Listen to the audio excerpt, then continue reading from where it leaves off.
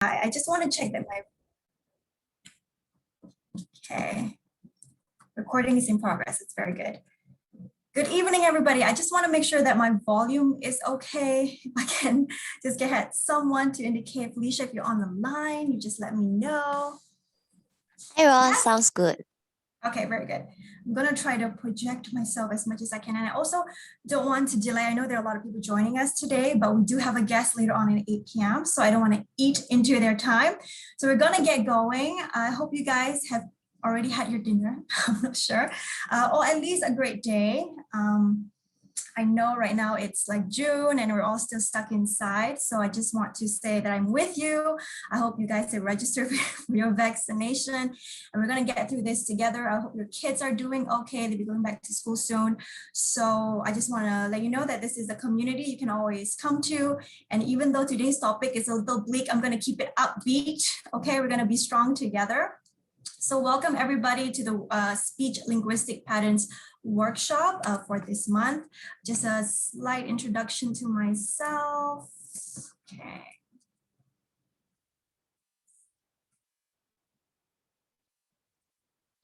Next slide. Okay. So my name is Rose Azlin. I am a trainer here at Speech Academy Asia, specifically for the Speech Linguistic Patterns Workshop. So you'll see me every month. So if you have joined before, thank you so much for coming back. And I hope you continue to come for the rest of the time. And of course, you can find me on Instagram as well. If you have any follow-up questions that you'd like to address, I'm happy to keep the conversation going. This is a two-way street, of course. Also, I've been a public speaker for 10 years of my life, but I am in no way a certified therapist. So all these things that I'm sharing with you are resources that I've researched on and also personal experiences of mine and things that have worked for me that I want to share with you, okay? So I also just want to point out that there's a little icon that you'll be seeing throughout the presentation. And if you do, feel free to just go to the chat group and start typing away. It'll be great to hear from your side as well. As I mentioned, that everybody has, similar experiences, but also pretty different. So if you want to share, no obligations, feel free to do so. And I'll, of course, let you know what the question is if you want to participate, okay? But it'll be fun to hear from you as well. Today's topic, like I say, can be a little bleak, but I don't want to keep it sad. So today's topic is pain, disappointment, and failure. So I'm just going to go into the agenda first. Okay. So the agenda, we're going to first define what it is to understand it a little bit, even though us being adults already, we've experienced our own fair share of pain, disappointment, and failure. And then we're going to go into the benefits, okay? I think contrary to popular belief, there are definitely benefits to it. It depends on how you see it, how you react to it. Life is 10% of what happens to you and 90% of how you react to it. So we are going to keep a positive mindset throughout this whole presentation, and hopefully you can take away something from it. And the next time you feel pain, disappointment, or failure, that you can take some of the steps that I will be sharing today. And also ways to cope. We all need healthy ways to cope with these very difficult feelings. And then I'm going through the take-home activities, which basically is just a recap of what I've shared today. Again, if you want to use it for yourself, that'd be so. If you want to use it with your family and your kids, that'll be great as well. And coming up at 8 p.m., we'll be having special guests from the Royal College of Music London. They'll be sharing with you a webinar, so do stick around for that. And I'm sure you have seen like a few slides now that there's going to be a lot of ice cream on my presentation, but they're not just any regular ice cream, okay? They are ice cream that have been smashed on the ground to create beautiful art, of course. This is all very symbolic. It's an analogy for me to say that something so beautiful can be created out of a negative outcome or negative situation. And also personally for me, ice cream is a way that I kind of get through some of these, feelings. And I want to hear more, of course, how you feel, how you get through it. Okay, so if you see a lot of ice cream, we all deserve it once in a while. It's a treat. So I'm going to share with you guys this scene. I think you may have watched this movie before. This is La La Land, and it's an Oscar-winning movie from 2016. This is Emma Stone, of course. She won Best Actress that year at the Academy Awards. This movie won 6 Academy Awards altogether. And the premise of it is basically a struggling actress and a struggling jazz musician played by Ryan Gosling and Emma Stone. And they encounter a lot of obstacles trying to achieve their dreams. And this particular scene, as you can see, I think we all can relate to it at one point or another. Okay, so just to set the scene for us to just get in the mood and just relive some of the past experiences that we felt where we had, pain, failure, and disappointment. I want us to just take a beat and watch the scene really quick.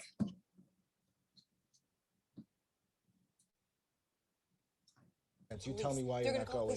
Because Why? I've been to a million auditions, and the same thing happens every time, where I get interrupted because someone wants to get a sandwich, or I'm crying and they start laughing, or there's people sitting in the waiting room and they're like me but prettier and better because maybe I'm not good enough. Yes, you are. No, maybe I'm not. Yes, you are. Maybe I'm not. You are. Maybe I'm not. You are. Maybe I'm one of those people that has always wanted to do it, but it's like a pipe dream for me, and then you set it, you change your dreams and then you grow up. Maybe I'm one of those people and I'm not supposed to, and I can go back to school and I can find something else that I'm supposed to do, because I left to do that and it's been 6 years and I don't want to do it anymore. Why? Why what? Why don't you want to do it anymore? Because they think it hurts for And scene. Okay. So a lot to unpack there. A lot of things that she said. I'm sure we all have said it before. Maybe I'm not good enough. This hurts a little too much. It's been 6 years and nothing's happening for me. This is a pipe dream. And you can see, Ryan Gosling's character, Seb, saying, why? Why are you doing this? Why? And she feels like she's given up and there's no point for her to go for the audition that he's actually sent her to. And she was like, I'm done with it. I'm not good enough. There's no point. So within her emotions, she won Best Actress. So she basically is acting in real life here, and all can definitely relate to that, where you can see there are tears in her eyes, that she's feeling emotional pain, that she even says that it's just too much, it's too much hurt. She's of course feeling disappointment. You can sense how much she had wanted this, and for 6 years nothing has happened for her, and she feels like a failure, that she's supposed to be at some point in her life. Then she decides to, maybe acting is not good for me, maybe I should just go back to school. So almost giving up on her dream. But I really want you to watch this movie when you can, or if you haven't, to see how this movie turns out and what she becomes out of it. It does have a beautiful ending. It's actually like musical, and so it's going to be quite entertaining as well. But I thought that this particular scene really resonated with me as well. And you'll be speaking with the spokespeople from the Royal College of Music. So being an artist sometimes it's very difficult for you to achieve your dream, because it's not like a mainstream career. And a lot of artists struggle every single day and they feel rejected every single day. But most of us here may not be an artist or an actor per se, but even at our own jobs, we feel like we want to go for a promotion and we didn't get it, or we worked so hard for this one pitch and we're up in front of the client and they hate it or they didn't buy it, and you work months and months for it. Or even in your personal life, you want to be with somebody and then they rejected you, or you want to be somebody's friend and they don't feel like you're good enough, or government says only 5 people can be in a group and you were the 6th one who was outed. So you feel a little rejected and you feel disappointed. So I just want to say that all of us have at some point felt it, which brings me to the next part. The first part basically is to understand. So we're going to the chat. Again, no obligations if you don't want to share. If you don't feel like you want to go into the specifics, that's okay as well. I want you to go to the chat if you dare to share when was the last time you felt really disappointed about something. Okay, I'm going to give you a few minutes to think about that, or maybe you've already thought about something to share prior to this presentation. If you want to share, go ahead, but I know it could be very difficult for you to to share, especially some of the disappointments that I feel like could really change your life. Every day I feel disappointed at work at some point, but I want to share my personal story because I think it's always great to have a personal story. So I wanted to check the chat also. If anyone say, please just write anything you want. It could be something, say, yes, I just felt it today, or at work or last week. So my personal story has to do with COVID. Who doesn't have a COVID story? So this is it. I think you guys can pretty much already gather what my personal story time is. You can see a heart, and it's the map of Singapore. And then it is an airplane going to a destination. So COVID really took a lot from us, especially time, right? And the ability to be with other people that we care about physically and in person. That was really, really robbed from us last year. And I believed that I was a really strong individual, and I felt like I didn't need to be with someone physically. I didn't need to see somebody in front of me in order to maintain a relationship or have a connection. So my personal story was me trying to meet somebody far, far away, and it just happened to be in the year of COVID where it was near impossible to travel. So what I did was I had booked tickets 2 times, to a point where I am calling the airlines wanting to go, and I was met with so many rejections in that, and it completely broke my heart. So many times I've encountered that, where I'm online, I'm researching, monitoring the numbers in the country that I was going to, and it was getting worse day by day. COVID surges in other countries last year especially was staggering. It was shocking, right? Vaccination wasn't even in the horizon, and I was so scared, and I was constantly met with so many roadblocks of me just going to see someone I loved far, far away. And it was like there was no light at the end of the tunnel. So that was an intense disappointment that I felt every single day. It was so emotionally painful for me that it was extrinsic. It almost affected me externally. And I think you guys can also relate to that, where people can almost see how much you're hurting because you're either not eating right, or you are at work and you're not as productive as you used to be. I used to be so disappointed by the whole situation for an entire year. I was honestly losing sleep because I was either constantly trying to check everything after work, trying to make the arrangements, and still to no avail. So there was no fruit at the end of my labor. So you can imagine it. So work aside, this hurt me emotionally, and it hurt me every day. It was a prolonged kind of hurt. Unfortunately, this story does not have a happy ending, and the relationship is no more. COVID won, unfortunately. And it also taught me a lot about patience, and also finding someone who has a similar amount of patience as you. It also taught me how to research online. I think I know some of the flight people personally now, as I've called them almost every week at that point, just trying to make arrangements to go. So this was a true sense of disappointment for me, where it was prolonged. I've never had a disappointment that lasted an entire year, and also that affected me at work. I was losing sleep at that point, and I was presenting in front of my team, slurring my words. Can you imagine? I was slurring my words because I didn't get enough sleep. And months later, I was speaking to my boss, like quite casually. I was like, oh, we broke up, blah, blah, blah. And she went, oh, it wasn't that particular month. And I was like, what do you mean? And she was like, I remember you gave that presentation and you didn't seem like yourself, and you were slurring your words. And I was like, oh, wow.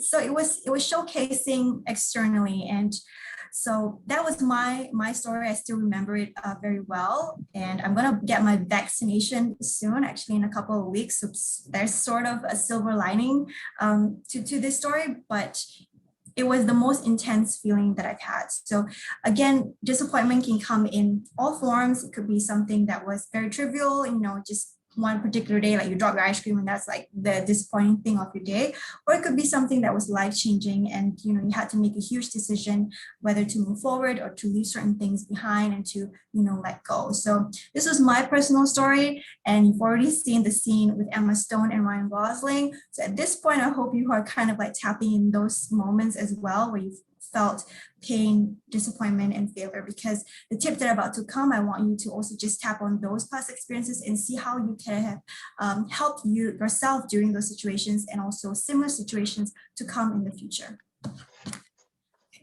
I doubt there's anybody in the chat group. No one yet. It's okay. We have more questions, so you will participate then, all right? So don't feel bad about me, guys. There are plenty of fish in the sea. Okay. So we're going to get down to business and also just understand these terms a little bit more specifically.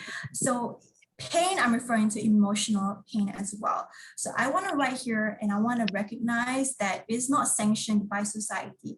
What this means is that society often don't acknowledge emotional pain as much as they do physical pain. I think that's a fair assumption to make, and we've all experienced that as well, right? Because it is not something you can see. So society basically just feels like something that you can deal on your own and just get over it. Don't be over dramatic. Just get back on the horse.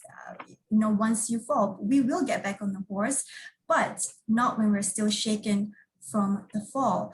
So I want to say that emotional pain is not really recognized by society by looking at how going to a therapist is so stigmatized nowadays, as opposed to saying you're going to the doctor. If you say you're going to a therapist, you want to talk it out, you want to deal with your emotional pain, people will be like, oh, is there something wrong with you? What's wrong? What's wrong? But if you go to the doctor and it's just like, yeah, you broke your leg and you should go to the doctor, the amount of support is almost instant. People understand it. There's no questions about it. You broke your leg. I can visibly see you physically in pain. Yeah, you should get it addressed. But things that people cannot see, they don't really give you the same amount of support because it's something that you should be able to deal with internally. And that's not true, because I feel like if you don't address some of the emotions that you have with you, it's going to linger and it's going to fester for a very, very long time, to a point where you feel indifferent or apathetic to your situation, which is not what we want, of course. And I also want to say that both physical and emotional pain have the ability to impair you functionally, to work functionally, right? If you broke a leg, let's say, if you broke a leg, people will be like, oh, you shouldn't do this, you shouldn't run, you shouldn't go and, run these errands. But emotional pain also has debilitating effect on you, especially when it is to a tremendous amount. Like from my own personal experience, when I was giving that presentation, I wasn't in any physical pain, right? I still had my arms, I still had my legs, everything was working fine, but I couldn't function at my job to the optimal extent because I was dealing with something that had basically just overtaken the whole situation. So I just want to point out emotional pain and how we should really be paying more attention to it. Disappointment, of course, is just a mismatch between reality and expectation. I think all of us have seen that meme, reality versus expectation. And they say, quite dramatically, that expectation is the root of all heartache, right? If you don't want to feel any pain, don't set any expectations, just go into it just like la, la, la. How can you do that? How can you live your life having no vision, no goal, no passion, no love for something? To me, it's a sign that you care enough. You care enough about something to feel bad about it when it doesn't pan out. I think it's better to be passionate about something and then feel something like disappointment or pure bliss after, than to live your life purely apathetic and indifferent to whatever happens. I don't think you should just not care. I think it is important to care about something, because then you will give your 100% to achieve that. And it also shows that you have goals and vision in life, and you're not just necessarily living in the now, but you know that this thing that you want is going to help you in the next stage and the stage after. So the next important thing that I read up about disappointment that really just kind of, made me kind of like woke me up a bit, and maybe it would as well. Have you guys ever want something so badly and then you got it and you still felt disappointed? You wanted something so badly, and you finally got it in front of you, and you still felt dissatisfied. I guarantee you that I've also felt that way as well. And there may be research on this and why we feel disappointed, and it could be because we did not get it in the way that we thought we should, or we didn't, which is a whole other ball game. You know, it does have to, you know, deal with theme in the previous month that I spoke about. But certain times when you really want something, you could still feel disappointed when you get it, which is an interesting observation as well. So certain things that you can, you know, keep in mind about disappointment. Failure, of course, is a condition of not meeting the goal or the intended outcome. So similar to disappointment when your expectation did not meet reality. So now all of this, the feeling of pain, the feeling of disappointment and failure, it can be caused by or exacerbated, it can be worsened if you have low self-esteem. We talked about that briefly last month. A lack of support, you feel like you are alone and you have to deal with this alone. There's no one you can talk to. Anxiety, you know, feelings of stress. Unrealistic expectations, okay? You have not done enough research, or I would think it's better to have very high expectations. I don't know, like decent amount of expectations than to have no expectations at all, okay? That's my point of view. And making comparisons with others. And we are all at some point guilty of that. I think in the advent of social media, looking at what other people have going on in their lives, such FOMO, right? The fear of missing out, of people so far ahead in their lives and you being the same age and not being where they are. So that's again kind of the expectation for you. It's like sometimes you are like, okay, like you're all cool, but then people have kind of showed you what life could be, and then that becomes your expectation of life, how life should be. But no, everybody's living their own lives on their own timeline, and you shouldn't be comparing with each other. Do you know what I do? I do not look at my friends' Instagram stories. In fact, I never look at them, because it could be them cycling at a park or going to the beach or like hanging out at the jacuzzi, and I get immediately just like feeling of like I'm at a loss, of like I'm missing out. It's a very unhealthy, toxic feeling, and I never want to go through that. So what I do on Instagram is basically just showing my life, and it is the moments that I want to capture for myself. And if my friends want to take a look at it, they can. But if I am not in the mood to feel bad about myself, I'm not going to look at what other people are doing necessarily. But when we meet up, when it's something that they share, of course, I'll be happy and we can speak about it. But if it's by my choice to go and seek out what other people are doing, knowing that I would feel bad, and we're all susceptible to feeling of, you know, insecurity when we're looking at other people, right? No one is protected from it. I'm not going to say I'm above the feeling of insecurity, even though I am quite confident in myself.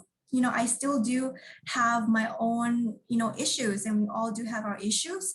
And yeah, if I can help it, if I don't want to dig into other people's lives and, you know, start judging my own based off of that, then I won't do that. So that also comes with self-awareness and knowing what you can handle and what you cannot. And the things that you cannot handle, you don't do lah, okay? So at the last part, I also just want to say that, again, if you don't address these feelings appropriately or effectively, that they are going to fester and they're going to stick with you for a long time. They call it like a habitual cycle, right? Every time you feel failure, you're just going to go into this cycle of negative self-talk where you're like, I never wanted it anyway. Oh, I didn't get this, you know, I didn't get that anyway. You know, it's going to keep going that, and you have to get yourself out of that cycle, right? Pain ebbs and flows. So it comes and it goes and it comes and it goes. It is almost inevitable. So if you don't find a way that can help you stop the cycle of it affecting you, you know, persistently, then it's going to either cause you depression, or it's going to exacerbate your existing feelings of anxiety, and it's going to lead you living a life of apathy, which again, I don't want you to do that. I want you to, take risks and fail sometimes and grow from that. I think that to me is a life worth living, right? Nobody wants to be just rainbows and butterflies all the time because, honey, that's not real, okay? We're all adults here. Okay, so now we're going to go into the more positive part. Not that it hasn't been positive, but we're going to go even more positive, right? It's all about the mindset. I'm going to be talking about the benefits of pain, disappointment, and failure. And I say yes for real because, we might think that all these words are just, really negative. I'm just going to put that in like the pain zone and I'm going to talk to my therapist about it. But we can also start with our own mindset and see how we can perceive all of this in a positive way. So this is our dear friend, Albert. Now he, as we know, is like a total genius. And to us, maybe he is a person who would not do much wrong or not make many mistakes, right? If he can ace any test, I'm sure he'll get like 100%, then what is it left for us? So he says that a person who never made a mistake never tried anything new. So just think about that. What he is saying is that he is equating, right? He is equating mistakes and failures as an indication that you tried something, that you did something new, that at least you tried something, that you got out of your comfort zone. So he has a positive take on making a mistake, which is great. It's not like a person who made a mistake sucks. Like he never said that. You'll never see Albert's quote on that. And if you do, it's probably like made up. So a person who never made a mistake never tried anything new. And I think this is an amazing way to look at failure as well, right? If you never failed, you probably never tried anything that scared you or never tried anything that was different or pushed you outside of the comfort zone or challenged you. So that's a great way to look at it. And I just want to set this tone. And I wanted to show you that even the best of the best of the best of the best also likes mistakes and also likes failures. So this is a great start. And I have a whole list, okay? So it fuels you to make improvements, right? It gives you the opportunity to also do things differently. It provides you the opportunity for rapid growth. They say that pain, right, the feeling of emotional pain is a trigger for us to learn things fast. It's like when you accidentally burn yourself and how you just like, oh, I got to get out of here. It's almost instinctual. So if you feel pain, you're like, I got to fix it. Something's wrong. And you should listen to that and you should address that. It means that you are taking risks, that you took a chance, that you are leaning into this difficult decision that you're making and accepting the possibility of a failure. To me, this is important because it means that you're getting the skin in the game, right? Would you rather be the one who is at the field in the arena playing, or the one at the sideline saying, I don't want to play, I don't want to fail, I don't want to feel any pain. So I'm gonna be right here. I'm just gonna sit on the bench. You don't want to be a bench warmer. You want to be the player. You want to be a player in life, right? So that's why I say, get your skin in the game. Take risks, challenge yourself, push yourself outside your comfort zone. I think that's also really important. It's another way to know that you are growing and you're doing something, trying something new, and that you are being courageous. Some people let the fear of failure stop them from doing something. It's a true fear, right?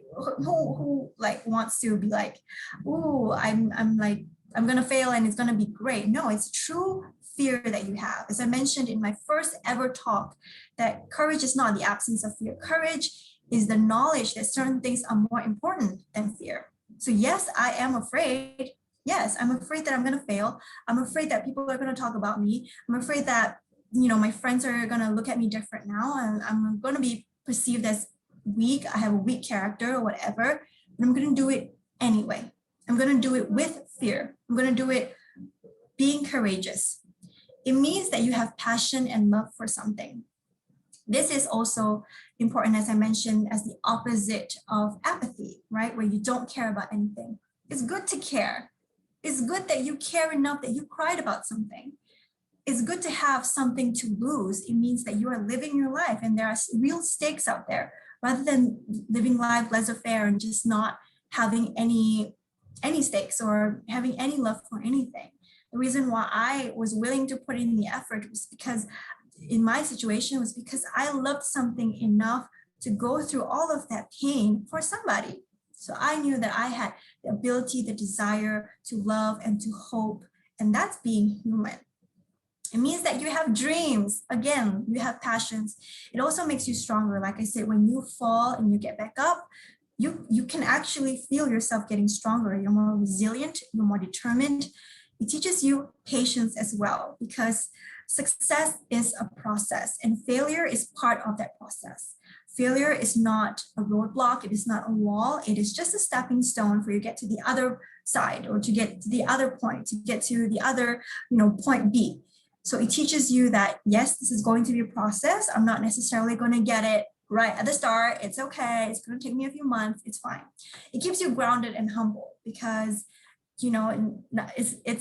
it's true, because you feel like, okay, maybe I don't know everything.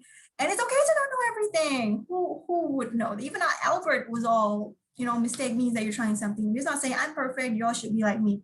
Nobody's going to say that.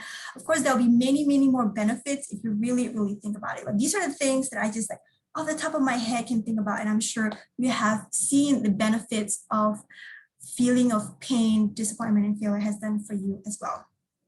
Okay, now we're going to go into the fun part, right? Which is finding ways to cope with pain, disappointment, and failure. And as I mentioned, we're all adults here and we all lived our lives and we've all had traumas and we've survived all of that. So we have found a way that was been constructive for us to deal with these feelings, right? And I'm sure that you have many to share. So I call it like how to deal to heal. And you have to heal.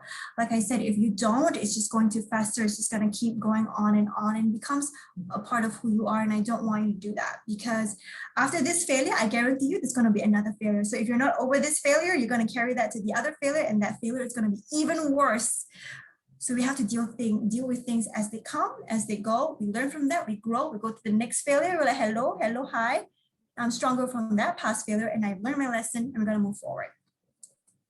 Okay, number one, I want to say before we get down to business, let's take a breath, okay?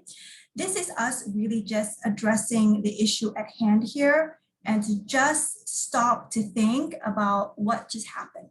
Okay, when there's a setback, the first thing that you need to do is breathe, right? Think about it like a physical pain. When you fall off a horse, right, and there's actual pain, you'll be like, wait, hold on. You're checking your legs, you're checking your arm, you're checking your internal organs. Are you okay? You start asking all these questions. So if you do experience sort of a setback, things that just like kind of shocked you, especially in a very profound way, just take time to connect with your feelings, right? To be kind to yourself. So connect with your feelings in a compassionate way. So we don't talk about what the logistics of the failure per se or the specific details. We check in with yourself first to make sure that emotionally we're all okay, or if you're not okay, what's really going on. So allow yourself to be vulnerable and to acknowledge that, yes, I'm disappointed. Yes, I'm sad that it didn't work out. This is us really just confronting the feelings and knowing that, yes, I see you, I hear you, that we're all in pain right now, and we're going to deal with this, right? It's important to acknowledge it rather than just sweeping it under the rug. Again, it's just going to grow and it's going to fester. So research has shown that people who do confront their feelings and are really confident about that, yeah, I feel sad that this has happened, are more likely to be more effective at work, actually more in control of their emotions. And you have to be in control of your emotions. If you're not, then it's going to be hard for you to be objective about what just happened, right? Because when you want to start learning and you want to start dissecting the problems in order for you to see where the mistakes are and then find ways to work efficiently in the future, you need to be able to get your emotions in check. So before that, you need to address that your emotions are not in check. So you have to make sure that you address that something has happened and that you are feeling, you're feeling sadness, you're feeling grief, you're feeling like you're mourning the loss of a dream, you're mourning the loss of someone you love, so that is an important moment to have.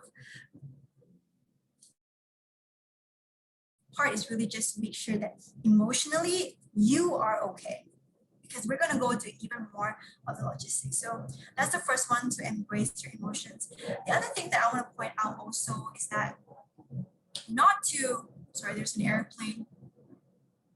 The plane that I was supposed to be on a year ago. Anyway. So the other point that I want to point out is that don't stew in your emotions, okay? Yes, you can embrace it and acknowledge that I have fallen and that this hurts me, but don't stew in it. Don't stay stuck in it, or don't spend too much time in it, I would say.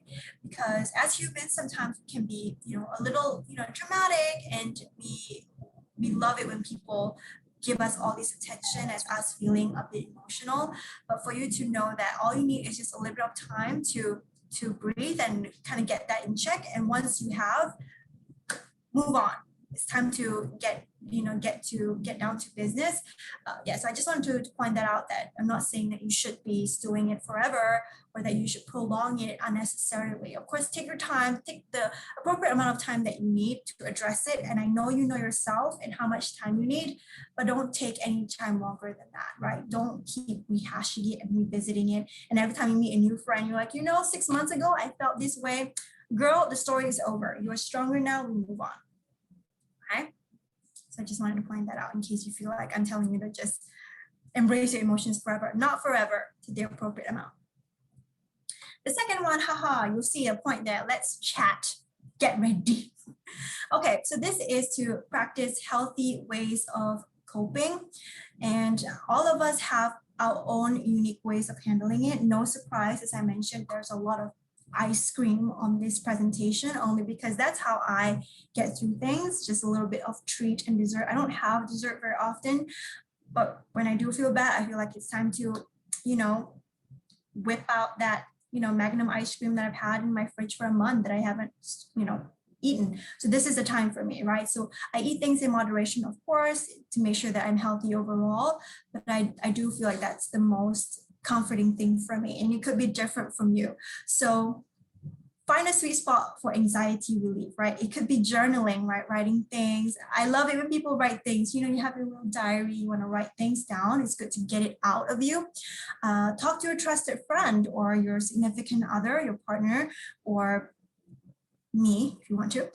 Take a bubble bath if you want to feel relaxed. Go into nature. You can go hiking, or other forms of working out. I feel like nature is always good. It's always good to have a change of scenery and to see green. I think that's really good for your overall well-being when you're out of like your four walls, and to go outside and to breathe in fresh air. That's always good for you physically as well as mentally. Or you want to cuddle with your pets if you feel like your pet is your confidant. I love it when that happens.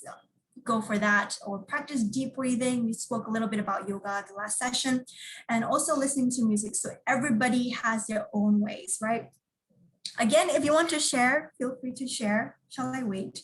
Because I don't know if you feel like your way is unhealthy. Okay, I don't want to judge anybody, but of course, I just want to reiterate that everything in moderation. I hope nobody's doing drugs. Of course, I just wanted to point that out. This is part of the research that some people do turn to unhealthy sort of ways of coping because that's the most effective way to get relief.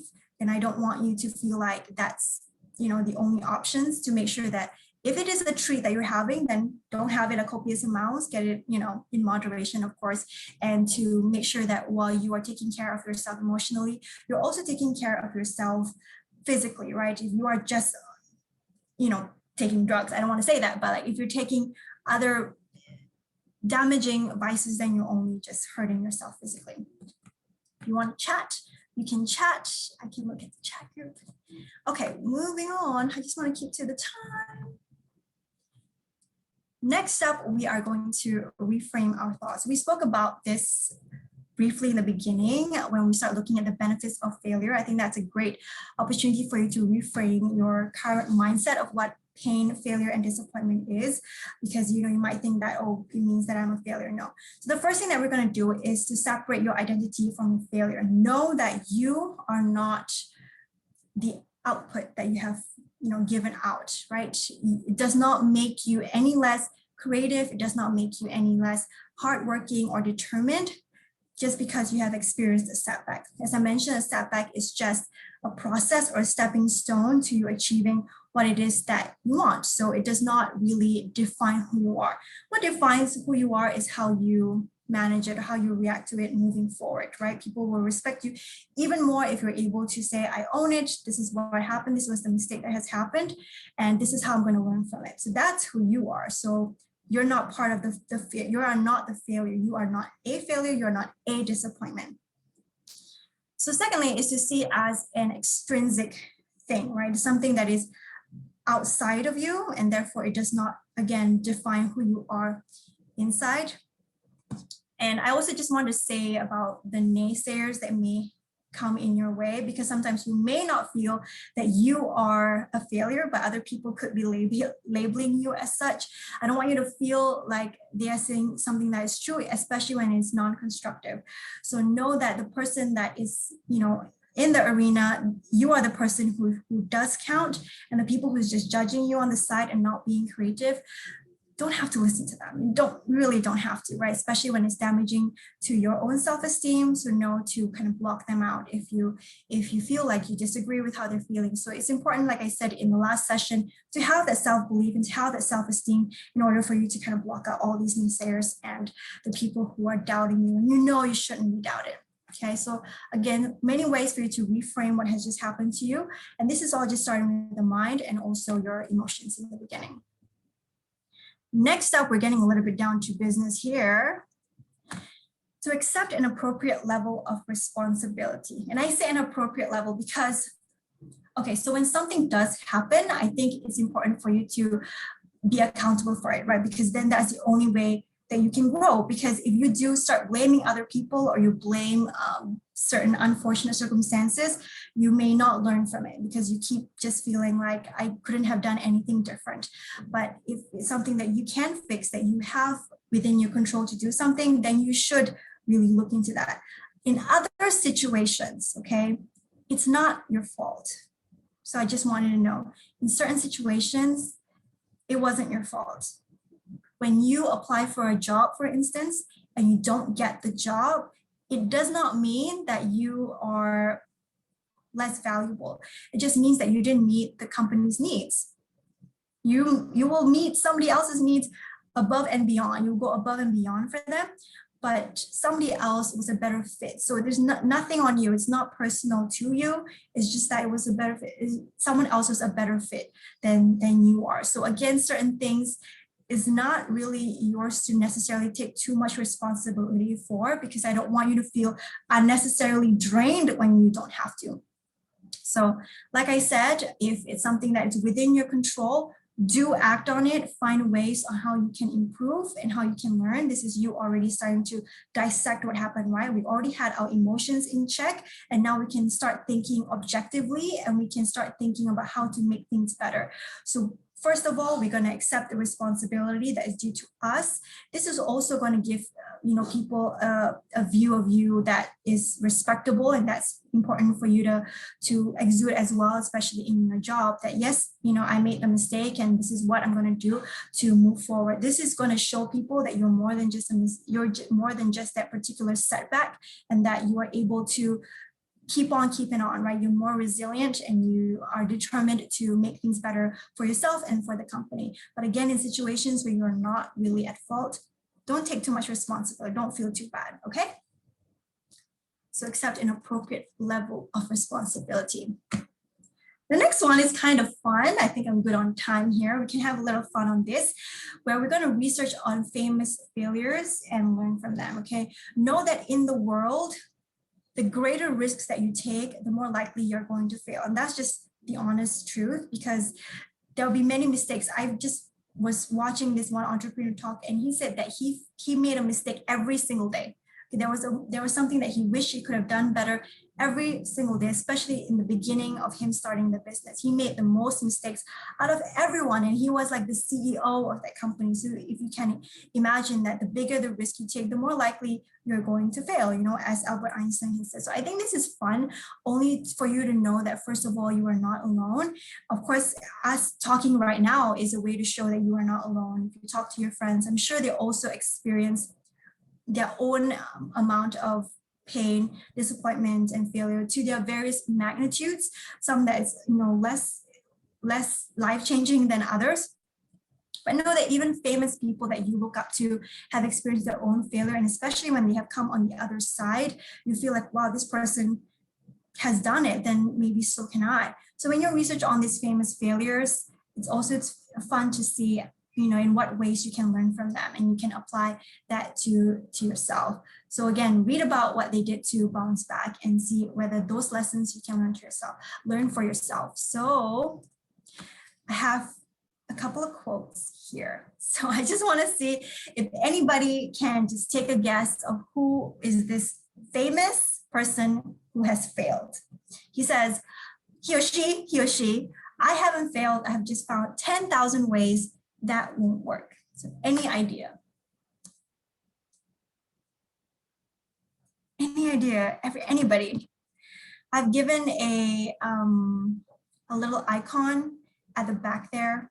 If you want to chat away, you can. So who am I? I just want to point out that this is a person, even though you may not know him necessarily, you're probably using what he has invented.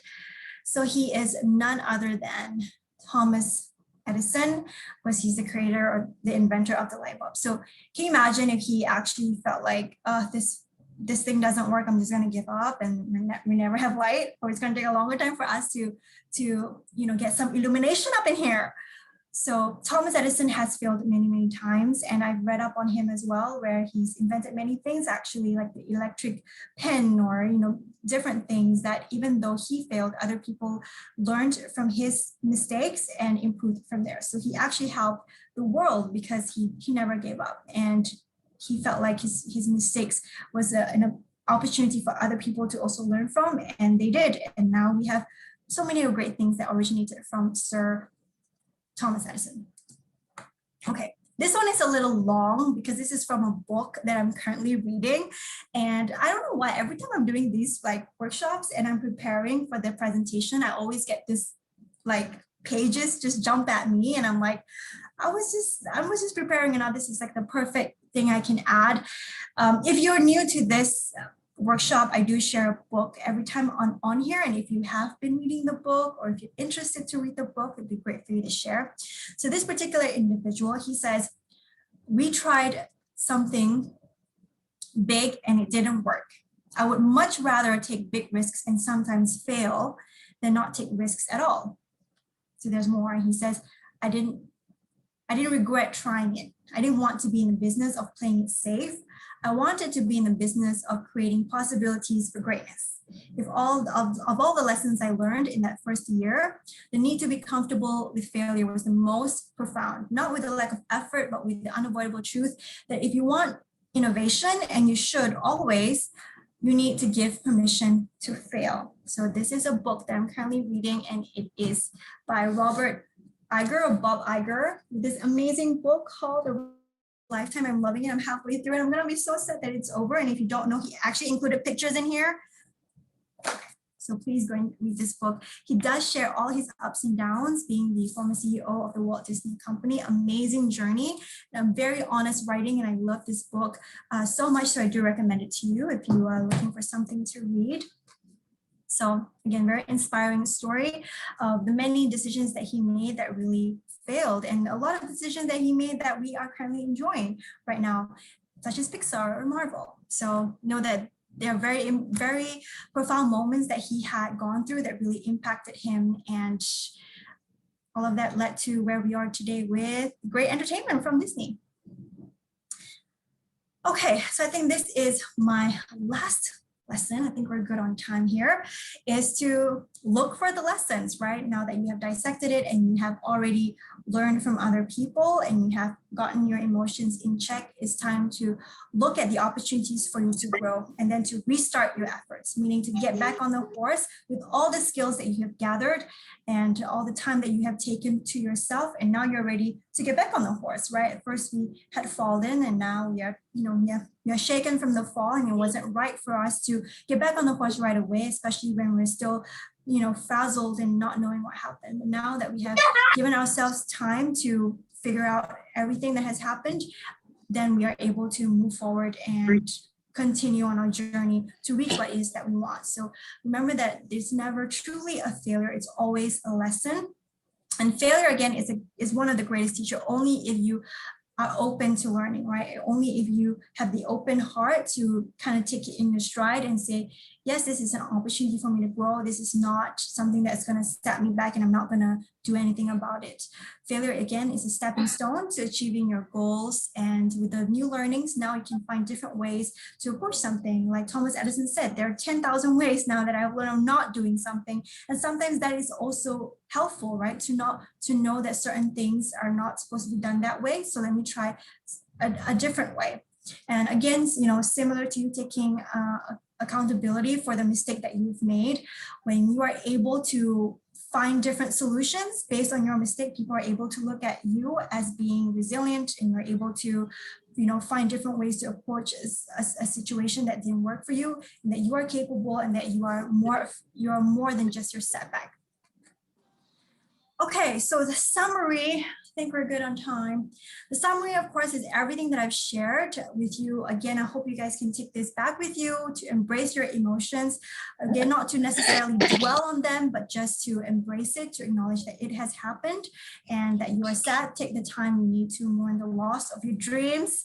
It's okay. It's important for you to give yourself that ability to be vulnerable and also to be kind to one another.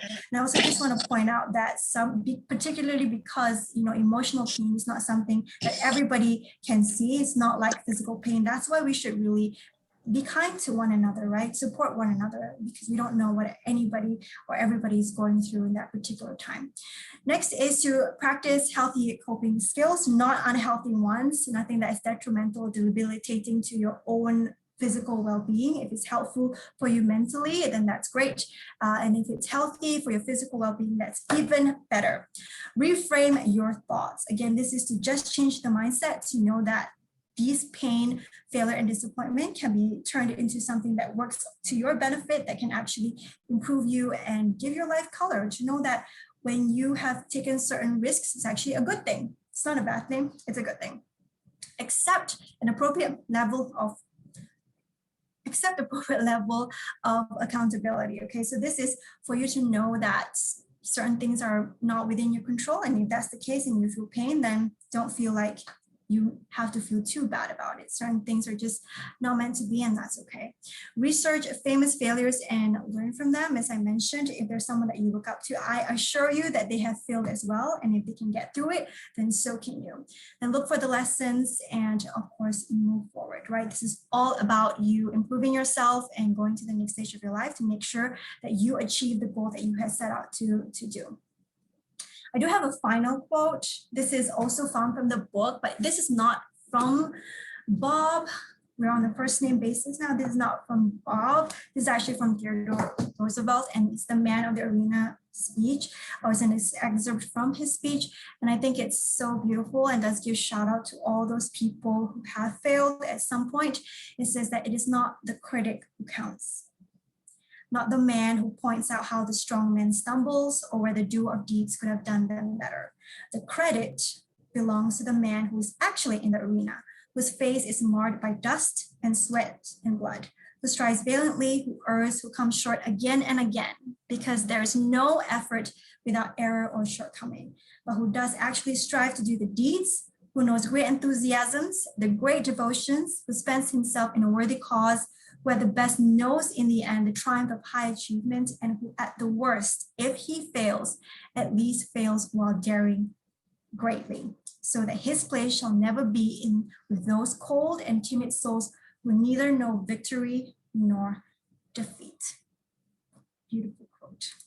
So that wraps up my session for today. So remember that everybody feels pain, everybody disappointed at some time, and people fail. It's okay. So but at least we tried, right? At least we had hoped, at least we had vision, and we dared greatly. And that's it for my time. I hope you guys enjoyed it and learned something from it. We will be uploading this on YouTube, of course. You can revisit this session if there's anything that you want to check out again. And you can also reach out to me on Instagram at @rosaslin. My name is at the very front if you want to reach out to me on any of the things that I've shared today. And also if you have a topic that you'd like me to cover, feel free to do so. Now I'm going to hand it over to our special guests from the Royal College of Music, London. So we have the professional musicians. We have Mark on the line and Liam, I think. Yeah. If you're here. Thank you, Ross. Okay. We will take over. Okay. Thank you so So much. I will stop sharing, okay? Thank you guys so much. Enjoy the next talk. See you next month. Thank you. See you. Bye. Hi, Novi. You can take over. Okay. Hi, everyone. My name is Michael J. Novielli, and I'm the co-founder of Due West Education. First and foremost, I want to give a big thank you to Kelvin Tan, who I first met when I moved to Singapore, what's already 7 years ago, and Felicia Ung for inviting us to speak today. And congratulations to both Kelvin and Lucas on the continued growth and success of Speech Academy Asia. I co-founded Due West Education in 2009 with our CEO, Andrew Sohn, who will also be joining later today. And for the past 12 years, we've been focused on educational exchange between the West and Asia. We have operations in Singapore, China, both in Beijing, which is our headquarters, as well as Suzhou and Boston. And we've had the pleasure of working with families throughout the region, including Singapore, of course, through our college counseling and boarding school services to help them gain admission to the top schools in the United States, the United Kingdom, and Canada. We're also partnering with top institutions in the US and the UK to bring innovative educational programs to schools here in Asia. And this is just the first step in our collaboration with the Royal College of Music to bring their amazing resources to Singapore and Asia beyond. We're fortunate to have representatives from our partners at Forte Lessons who will share a bit of more information about the program and also the exciting and incredible platform they've built. So I know that I see a few colleagues from Forte on the line. I see Liam as well as Mark will be joining shortly. So first I'd like to introduce a professional musician, Liam Day, who can tell you a little bit more about the platform and the program. Hi, thanks, Michael. My name is Liam, and I'm a trumpet player. I live in New York City.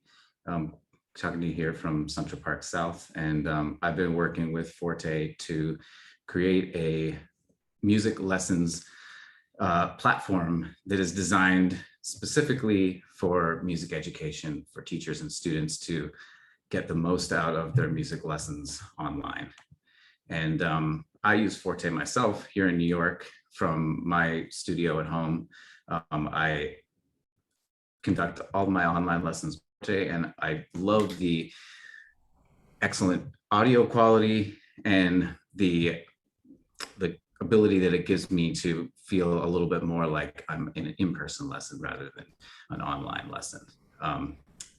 I'm extra excited today because I get to tell you about the Royal College of Music, who are our partners in this program we're offering you this summer.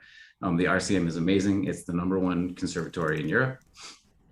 And I run into students that have gone there are in orchestras around the world, including ones I've played in, like the New York Philharmonic and the Malaysian Philharmonic. The teachers are amazing too. Hopefully my colleague is online with us and can put into the chat some bios of the amazing faculty that will be teaching your sons and daughters this summer. It includes members of the London Symphony. It includes famous soloists and chamber musicians who are members of groups like St. Martin in the Fields and the Philharmonia Orchestra. It is truly a center of classical music there in London, and the Royal College of Music is the place to be to learn if you want to be an instrumentalist and musician in Western classical music today. Let me hand it back over to my colleague, Mark, who is the co-founder of Forte Lessons, and he can tell you a little bit more about the platform and the program this summer. Great, thank you, Liam, and thank you everyone for joining today. As Liam said, I'm the co-founder of Forte Lessons, and we created this platform to make the highest quality music education available to students wherever they are in the world. And we're thrilled to be working with the Royal College of Music on this program, particularly in what is for many, if not most people, a very difficult year, to provide access to the kinds of teachers that Liam just described. I am going to share my screen now and share some slides and walk through some of the details of the program. And then afterward, we are happy to field any questions people have about the program. So let me...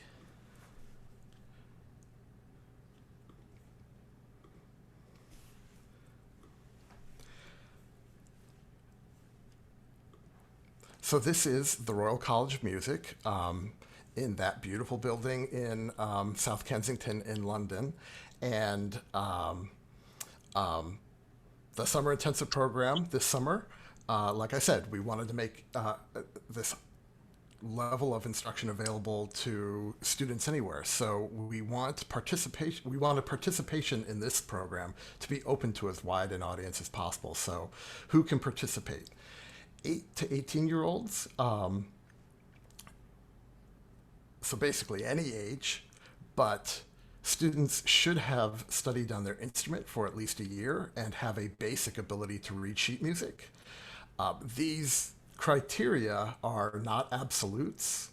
So if your son or daughter is outside any of these criteria, please just let us know and we will make sure we find a teacher who can accommodate this. But this is what we're set up for. And these are the instruments that are that we currently have teachers for. But again, if there's an instrument you don't see on here, please let us know. And we've had a couple of, like for example, I don't see bassoon on this list, but I know we recently added a bassoon teacher at the request of a family. So if there's any instrument, if there's any Western classical orchestral instrument that you don't see on this list that you would be interested in getting lessons for your son or daughter for, please let us know. On that point, I should also add that the Royal College of Music teaches Western classical music, and so that would be the focus of any lessons that are provided. The teachers are skilled in classical music rather than, say, pop arrangements or jazz or other genre. But again, let us know if you have any special requests. We are more than happy to accommodate those. The program structure is 6 weekly one-on-one live private lessons. So it's just the teacher and your son or daughter. And what that enables is a highly bespoke experience that can be super customized for whatever it is you want to accomplish with this program. So similar programs we've run in the past, it's ranged from students who just want to improve their technical skills on their instrument, all the way up to very advanced students who are focusing on a particular piece of repertoire or preparing for a competition, and everywhere in between.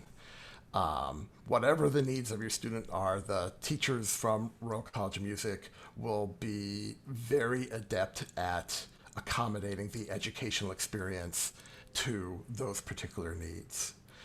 So 6 weekly lessons and a final recital that's attended by the RCM faculty. That recital is optional. We encourage everyone to perform in it, but we also understand that some students might not be ready for that. As we mentioned before, the program runs on the Forte Lessons platform, and I want to give you a little bit of an idea of what that is like. When we designed Forte, we very specifically designed it to be super easy to use. So there's no software to download. Everything runs in a browser. You do have to use the Chrome browser, but everything runs in the browser, and there's no special hardware needed, and it's all pretty intuitive.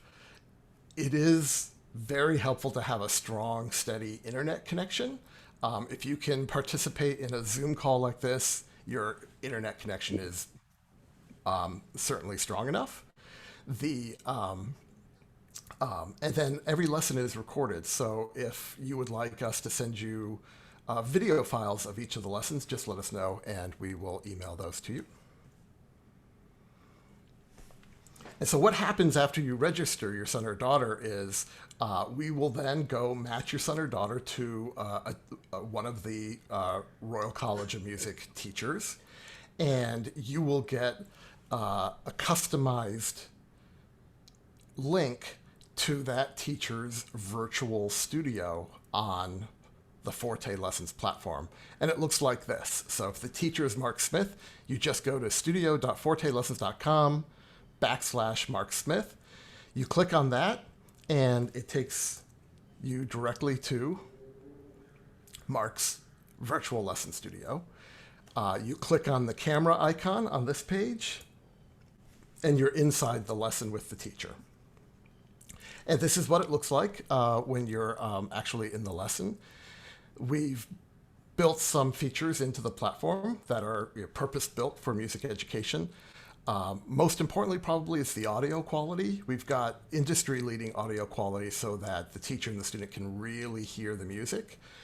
Far, far better than Zoom or FaceTime or other video conferencing platforms like this.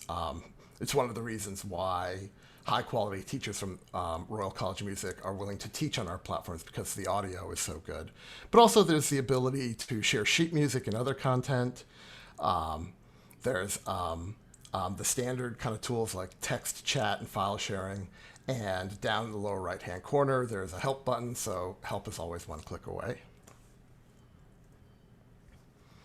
So the session we're running is, as I mentioned, 6 weekly lessons. Those run from June 21st to July 30th. The final recital is toward the end of that, July 24th, and the cost is $600 US. And to register, you go to www.fortelessons.com/RCM, Royal College of Music. And we're happy to answer any questions you have right now. If for some reason you have a question you don't want to ask right now, or you think of something later, you can always email us at rcm@dewesteducation.com. But with that, I will pause and see if we have any questions.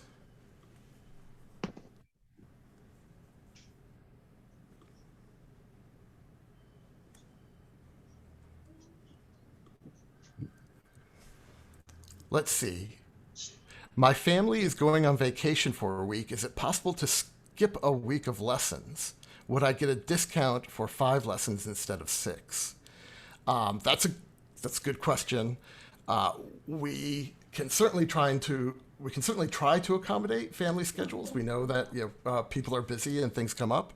So if the weekly cadence of the lessons doesn't work for you or your family, then we'll figure something out. Unfortunately, we can't provide a discount for fewer than 6 lessons. These teachers are in very high demand, especially over the summer. And in order to secure their participation in this program, we've had to guarantee that they'll do 6 lessons for each student. Let's see.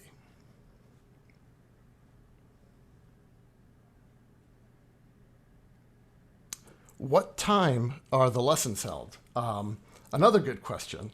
The nice thing about the way the time zones work here is that afternoon and evening in Asia is middle of the day for London, where the teachers are. So again, we can work with the teachers to be flexible to accommodate your schedule, but we anticipate most of the lessons would happen afternoon and evening in Asia.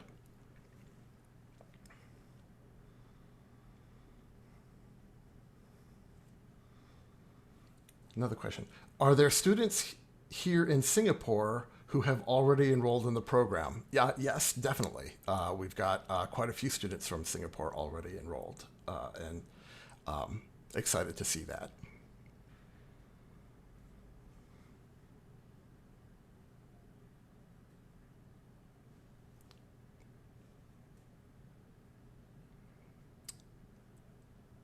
Is there a curriculum for the program? Another good question. There is no curriculum for the program. Like I mentioned earlier, the teacher and the student can work together to devise what the curriculum should be for that particular student. So based on the first lesson, where the teacher gets a sense for where your student is in his or her journey of learning the instrument, they'll be able to figure out what repertoire they want to work on, what skills they want to work on, and whether they're going to participate in the recital or not, and work toward that specifically.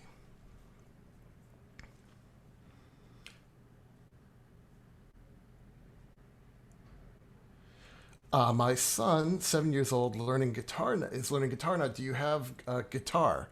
And I'm going to ask my colleague, because I know we've gotten this question before, and actually, no, we've requested a guitar teacher from Royal College of Music, and unfortunately, they don't have a guitar teacher right now who can participate in the program. They're looking to recruit one, they've told us, but they won't be able to do that in time for this version of the program. I apologize for that. If you are interested in guitar lessons for your son, we could look to see if one is available from a different world-class conservatory, and would be happy to set that up on a one-on-one basis. So please email us if that's of interest to you.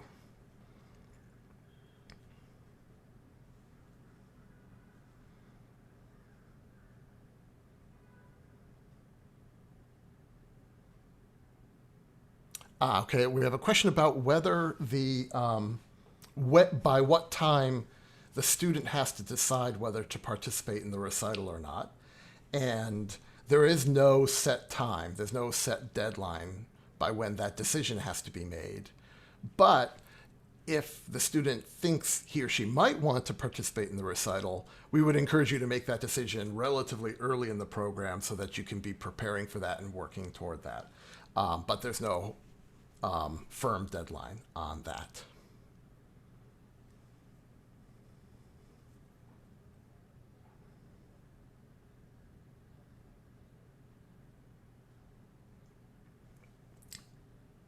Any other questions?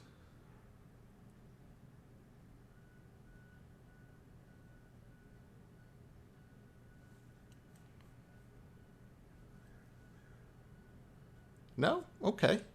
Well, I will share my screen again.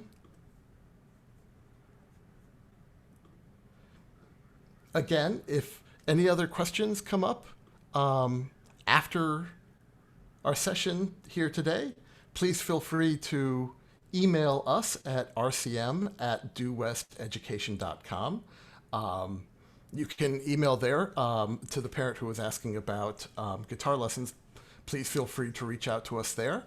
And if you're interested in enrolling your son or daughter, please go to www.fortelessons.com/RCM, and the enrollment information is there for you should you need it.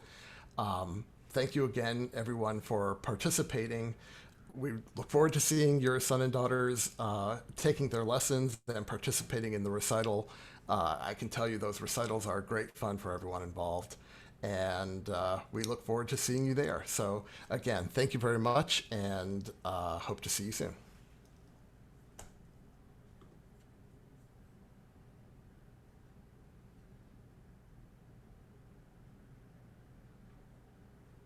Thank you so much. Thank you for sharing. Thank you, Felicia. Appreciate your help. Yeah, and if there are any parents who are unable to join, have additional questions, feel free to send them our way. And I think I've shared with you the FAQs as well, in case they'd like to see some of the questions in writing. You have Sure, that as well.